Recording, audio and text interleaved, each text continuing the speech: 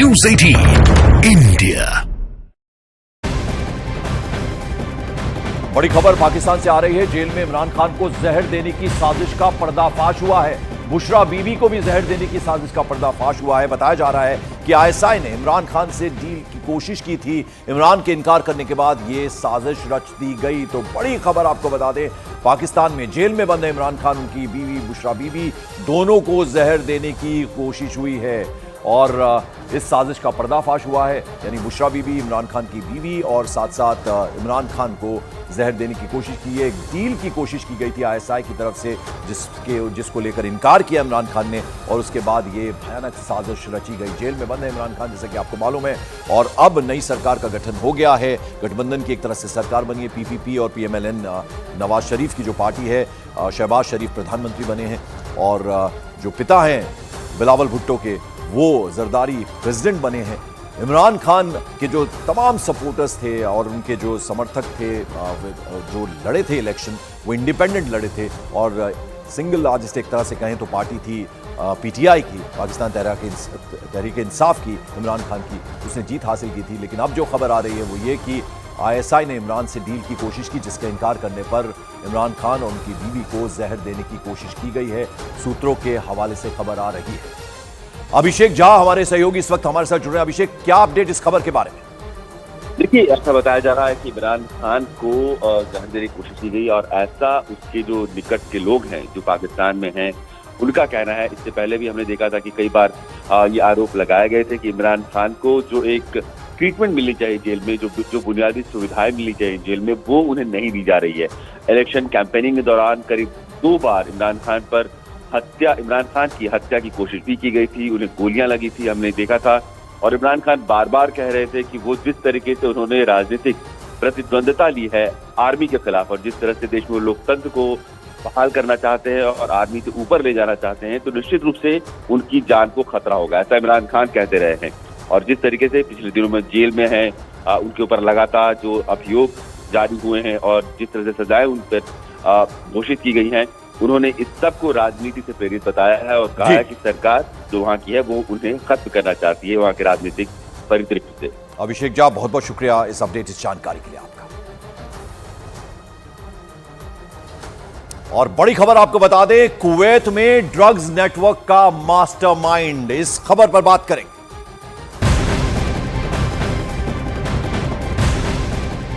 Pune drugs case में Maharashtra police को बड़ी कामयाबी मिली है। पुलिस को तस्करी के लिए इस्तेमाल किए गए कई सीक्रेट कोड का पता चल गया है। इन्हें पुणे पुलिस ने डीकोड कर लिया है। महाराष्ट्र पुलिस के मुताबिक ड्रग्स तस्करों ने लंबा बाल, मुंबई का बंदर, रेडी टू ईट जैसे कोड वर्ड्स का इस्तेमाल किया।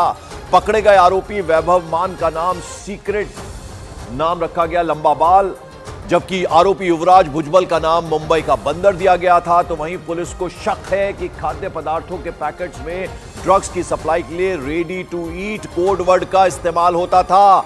इसी तरह के कई और सीक्रेट कोड को पुलिस डिकोड करने में जुटी हुई है। और इस बीच देश की सबसे बड़ी ड्रग्स जब्ती मामले में जुड़ी एक और बड़ी खबर, 3500 करोड़ रुपए के ड्रग्स मामले में पुलिस ने इस सिंडिकेट के मास्टरमाइंड की पहचान करने का दावा कर दिया है। नारकोटिक्स कंट्रोल ब्यूरो और पुलिस के मुताबिक देश भर में ड्रग्स के इस काले कारोबार को संदीप दुनिया उसका नाम है, इस नाम का आरोपी चलाता है, जो काठमांडू के रास्ते कुवैत भाग गया। संदीप दुनिया को पकड़ने के लिए पुणे पुलिस इंटरपोल से नोटिस जारी करवाने की तैयारी में है। इस मामले में हवाला के जरिए लेन देन के सुराग मिलने का भी दावा किया गया है। तो ये सरगना है संदीप दुनिया और इसके ड्रग्स के अड्डे हैं कई राज्यों में, कई स्टेट्स में, पुणे, दिल्ली, पंजाब और विदेशों तक ड्रग्स की सप्लाई हुई है। सबसे बड़ी खेप जो है उसकी बरामदगी हुई है, महाराष्ट्र की पुणे पुलिस ने की है अलग अलग जगहों पे छापेमारी करने के बाद।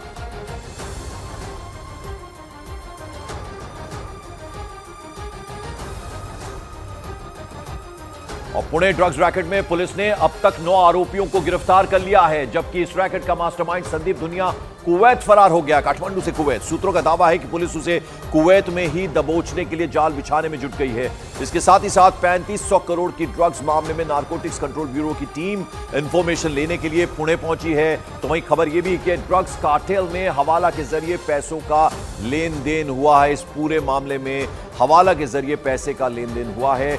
मास्टरमाइंड फरार हो गया है, काठमांडू में रह रहा था और वहां से कुवैत फरार हो गया। संदीप धुनिया इसका नाम है। अब तक कुल मिलाकर इस पूरे रैकेट का जो भंडाफोड़ हुआ है उसमें 9 आरोपी जो हैं वो गिरफ्तार हो चुके हैं और अब एनसीबी जो है वो जांच में जुटी हुई है। पुणे ड्रग्स केस का बहुत बड़ा नेटवर्क सामने आया है और अब तक की सबसे बड़ी बरामदगी इसे बताया जा रहा है। वहीं पुणे पुलिस ने ड्रग्स रैकेट में कुवैत कनेक्शन मिलने का दावा किया। पुलिस ने ड्रग्स रैकेट के मास्टरमाइंड संदीप धुनिया के काठमांडू से कुवैत भागने का दावा भी कर दिया है और इसके बाद पुणे पुलिस संदीप धुनिया के खिलाफ अब इंटरपोल से नोटिस जारी करने की तैयारी में जुट गई है। पुणे पुलिस को ड्रग्स तस्करी में हवाला के जरिए लेन देन का सुराग भी मिला है। इसके अलावा पुणे पुलिस ने ड्रग्स रैकेट में अब तक 9 आरोपियों की गिरफ्तारी की। अब तक 8 लोगों की गिरफ्तारी हुई थी, अब उसमें एक और नंबर बढ़ गया है। साथ ही साथ दिल्ली से पकड़ी गई 970 किलो ड्रग्स पुणे के लिए रवाना कर दी गई है और ड्रग्स केस में दिल्ली से गिरफ्तार 4 आरोपियों को भी पुणे भेज दिया गया है। यानी इकट्ठे अब इनसे पूछताछ होगी। इस पूरे मामले की जांच के लिए नारकोटिक्स कंट्रोल ब्यूरो यानी एनसीबी की टीम भी अब पुणे पहुंच चुकी है। ताबड़तोड़ एक्शन जारी है। पुणे पुलिस ने अब तक 3500 करोड़ रुपए के ड्रग्स जब्त किए हैं और अब पुणे पुलिस ड्रग्स रैकेट में अंडरवर्ल्ड और टेरर एंगल की जांच में भी जुट गई है। तो ये पुलिस की तरफ से लगातार ताबड़तोड़ एक्शन जारी है। एनसीबी की टीम भी पुणे पहुंच गई है।